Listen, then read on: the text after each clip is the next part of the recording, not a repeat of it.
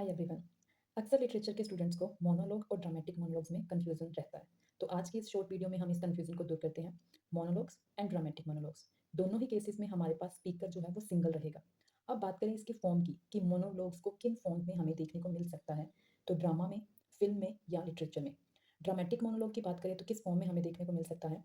Usually ये हमें points में और कभी कभी ये हमें ड्रामास में भी देखने को मिल सकता है। अब देखते हैं कि मोनोलॉग्स एड्रेस किसको किए जाते हैं। मोनोलॉग्स ऑडियंस को एड्रेस किए जा सकते हैं, बाकी कैरेक्टर्स को एड्रेस किए जा सकते हैं, या तो खुद को एड्रेस किए जा सकते हैं। ड्रामेटिक मोनोलॉग जो है वो रीडर को डायरेक्टली एड्रेस नहीं किए जाते। उसमें साइलेंट और इनविजिबल लिसनर को एड्रेस किए जाते हैं। मान लिया जाता है कि वहां पर कोई इनविजिबल लिसनर है जो उस कैरेक्टर की बातों को सुन रहा है। अब देखिए मोनोलॉग के पर्पस को, कि क्या पर्पस है मोनोलॉग्स का।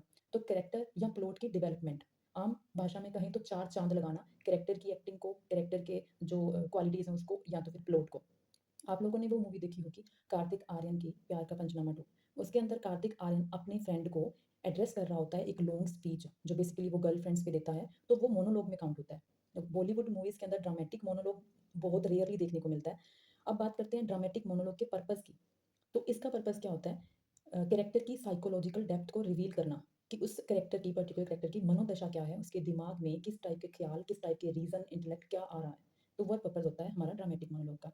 मोनोलॉग की एग्जांपल की बात करें तो हेमलेट की सलील, यानी कि जैसे उसमें था टू बी और नॉट टू बी। तो हेमलेट के माइंड में बहुत सारे थॉट्स आ रहे होते हैं कि वो अपने चाचा क्लोडियस पे शक करे या ना करे, वो अपने फादर का, उसको क्लोडियस को मर्डर माने या ना माने, वो खुद जिंदा रहे या ना रहे। तो इस टाइप के जो थॉट्स हैं वो हेमलेट के माइंड में बार बार बार आते रहते हैं, तो वो सलील की होती है। अब ड्रामेटिक मोनोलॉग की बात करें एग्जाम्पल की, तो my last duchess and porphyria's lover, ये ड्रामेटिक मोनोलॉग के अंदर पोइट्रीज हैं। मैंने जानबूझकर यहाँ राइटर का नेम मेंशन नहीं करा है, तो आप लोग मुझे कमेंट सेक्शन में बताना कि ये दोनों वर्क्स किस राइटर के हैं। एक हिंट दे देती हूँ कि ड्रामेटिक मोनोलॉग के लिए ही इस राइटर को जाना जाता है, और साथ में वो अपने ऑप्टिमिज्म के लिए यानी ऑप्टिमिस्ट राइटर भी थे। कमेंट सेक्शन में आप इसका आंसर कर सकते हैं। अब आप लोग सोच रहे होंगे कि मोनोलॉग की एग्जाम्पल के अंदर मैंने हैमलेट की सलीलिकी क्यों लिखा। तो सलीलिकी क्या होता है उसके बारे में डिस्कस कर लेते हैं। सारी सलीलिकी जो है वो मोनोलॉग्स ही होती हैं, यानी मोनोलॉग एक ब्रोडर सेंस के अंदर है और सलीलिकी उसी का एक सब पार्ट है। लेकिन सारे मोनोलॉग जो है वो सलीलिकी नहीं होती। अब उसका की डिफरेंस देख लेते हैं कि क्यों नहीं होती। A speech in a play in which a character is alone on the stage, एक प्ले के अंदर वो स्पीच होगी जहाँ कैरेक्टर अकेला है स्टेज पर। स्पीक्स देयर थॉट्स अलाउड, अपने जो थॉट्स हैं उनको वो बहुत लाउडली बोल रहा है।